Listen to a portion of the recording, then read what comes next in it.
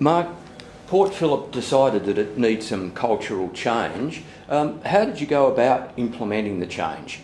Yeah, well, because the organisation went through such massive change that it was about establishing the type of culture we wanted in the place. So the key ingredient to us was empowering teams and empowering the organisation to lead that, and that's how we got our real ownership.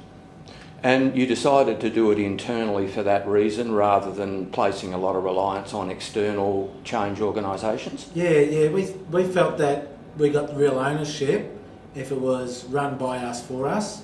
Having said that though, we did get in some support, and we engaged a group called Leading Teams who have been fantastic, particularly Craig and Jim from there, and they work heavily with the senior management and leadership in the organisation. But the overall program is run by an internal group of staff who are empowered, and we empower our teams to do a lot of that stuff themselves. And what sort of change did you want to implement, or what values?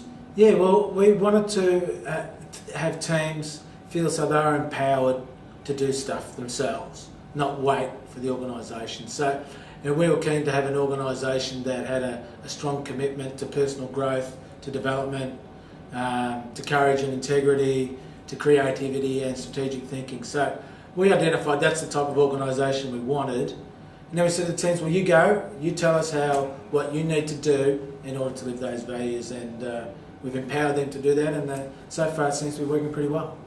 And what stage is the program at now? Yeah, we're about probably 18 months in, 12 to 18 months in. So all the teams have gone through an initial series of workshops, and now we've got a new team of internal facilitators going, and what they're doing is now checking back in with all the teams, saying, it's like a chicken, how you're tracking, what have you noticed, what's changing your team, what do you need to do more of, less of,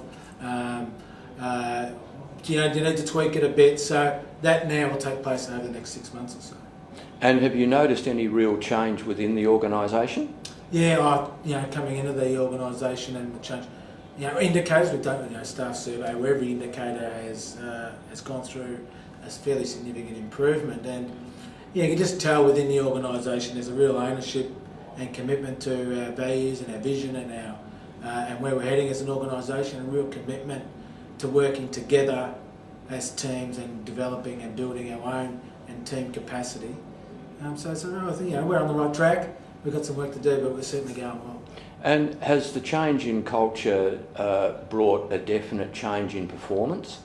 Yeah, well, overall, our role is to deliver our promises, but it's not just what you do; it's how you do it. So yeah, I think you can deliver your promises, but if you're doing it in an uncollaborative way, where you're burning people, you're not engaging with the community, you're not doing it creatively or strategically, well then the result isn't the only measure.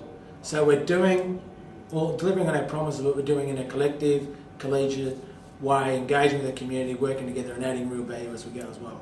And have the changes improved not only relationships between staff, but also between staff and management? Oh, definitely. I think the critical thing is staff have to see management leading by example on this sort of stuff. So we have a very close relationship. We're fairly heavily engaged and committed to this. We have real ownership. We get direct feedback from staff around how we're performing. The old saying, "a fish rots at the head," is pretty important. So we need to really lead by example. One of the other saying we follow is that your true culture is the behaviour you see in your leaders. So it's pretty important that we're leading by example. And has there been any indication that the cultural change has, most importantly, led to a better interaction with the community? Yeah, well, we think it has. It's a hard one to measure, but we think if you've got a high-performing organisation that's living its values and behaviours, that's working to deliver the aims and objectives of the council, well then its interaction with the community is going to automatically improve.